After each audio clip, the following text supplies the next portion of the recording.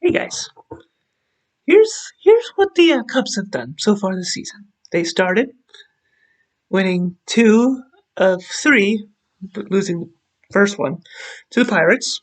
Then they lost 2 of 3 to the Bruins. Editor encourager here. I mean Brewers, of course. There. Then they lost 2 of 3 in Pittsburgh.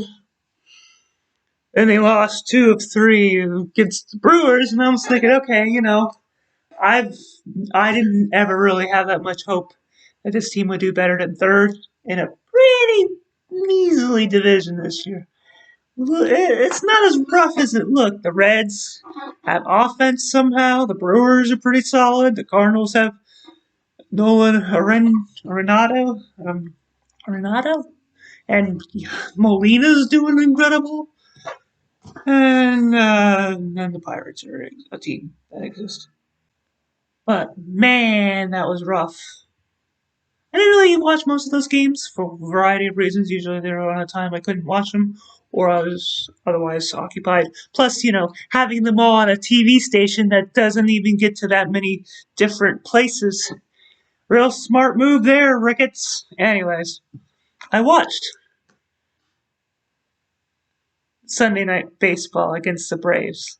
We had just beat them the day before 13-4. I was like, man, where did that offense come from? I don't think we scored more than 5 runs in a game at that point. No, 5 runs. 5 against the Pirates, 5 against the Brewers. That's the most we've ever scored. And we come out of here and Saturday Night Baseball at home against one of the best teams in the whole league, and we got 13 on them. So I watched Sunday Night Baseball. That was definitely a choice on my part. When that grand slam happened, turned it off. 13-3. You scored 13 runs the night before, and then you turn around and allow 13 runs to the same team. The same team. Monday was a blissful night of no Cubs. And then I was like, the Mets. The Mets. Which Mets are we going to get? Are we going to get the Mets that help with DeGrom, or are we going to get the Mets that don't help with DeGrom? As it turns out, we didn't get DeGrom at all. Interesting. Tuesday night comes. I don't really pay attention to it because I was like, I just watched Sunday Night Baseball and they lost. So I'm like, they won. They won. 3-1, if you can believe it. They won a game? Oh, goodness gracious. They won 2 of 3. It's a miracle. Wednesday night, I turn it on on the app, the radio app, because I didn't really, again, marquee, bro, smart move there. They got 16 runs. Could we have some consistency? A little bit. Could we have some consistency, Cubs? 13, 4, 3, 16. What are you doing? I had other things to do for the first 5 or 6 innings last night, and then I listened to the Mets game again. When the Mets tied it, after we led 3-0, kudos to Pete Alonso. He's a real classy guy. He's a smart, tough baseball player who just happens to be on the Mets, playing second fiddle to a guy that's only been there this season, and DeGrom, who's also really cool. Good on him to get that home run. 3-2, okay, we're doing good. We're doing good. Why would you pull Kimbrel after 1 inning? He played one of the best innings again, I might add. He's the save opportunity in the first Mets win. He's here again. We can't get a lead up. The bottom of the 8th? What was that? What was that? Look, you can blame Javi for that not very smart play of his, and they made the right call. I know that's an unpopular opinion. How do you waste a leadoff triple in a tie game? We don't get that many of them. Nobody gets that many of them. Certainly not the Cubs. And no outs, guys on third. Then the inning's over.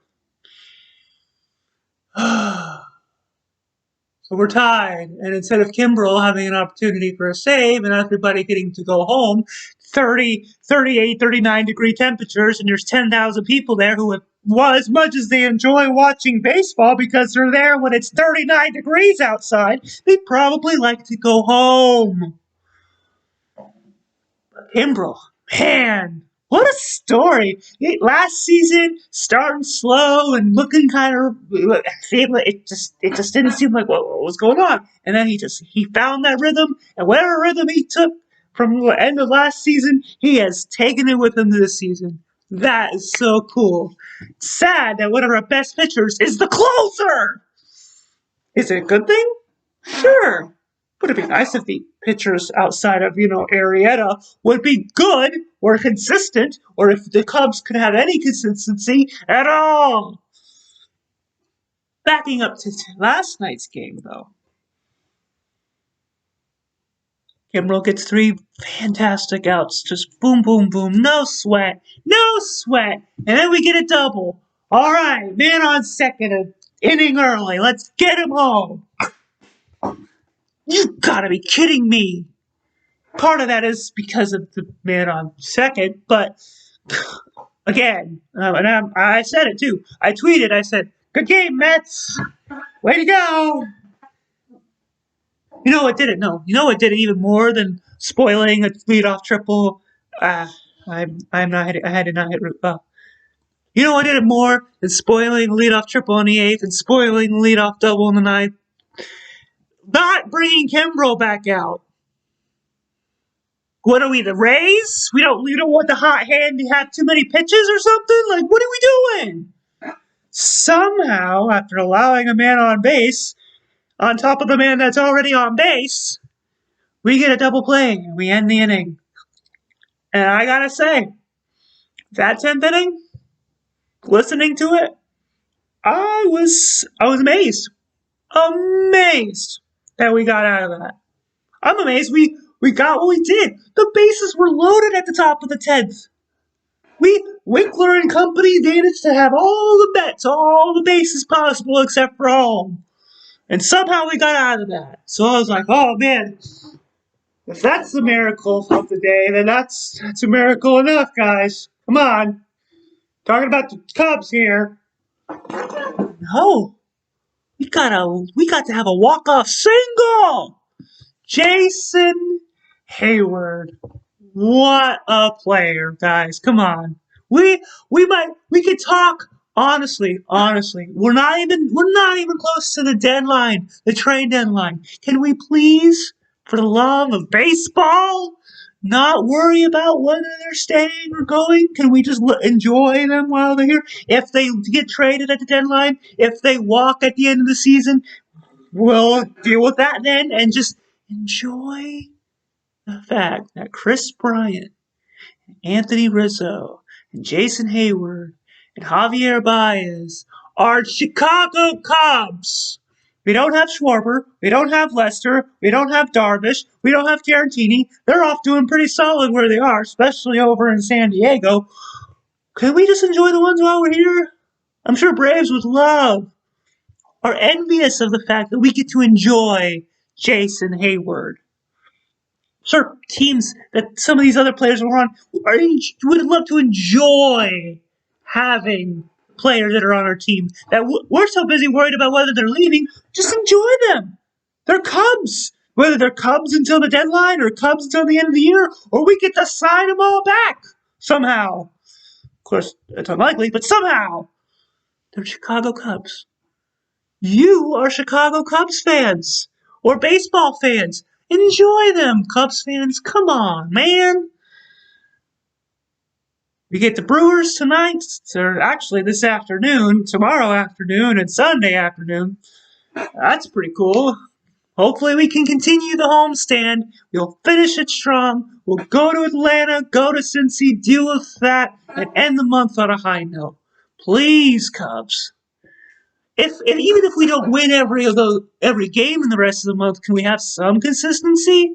I know you're gonna get tired because we don't have a day off until Thursday of 2 weeks from now. But can we have some consistency? So we ask. We just want to know that when Cubs fans go to Wrigley or watch on their television screens or wherever they are, that they're gonna get a consistent team on the field. And please enjoy the players that are on the team while they're here, regardless of how long that is. Just like any day that we are given is not promised. The time that these players are on our team, it's a volatile league. You never know. Till next time, go Cubs, go! And I will see you in the next video.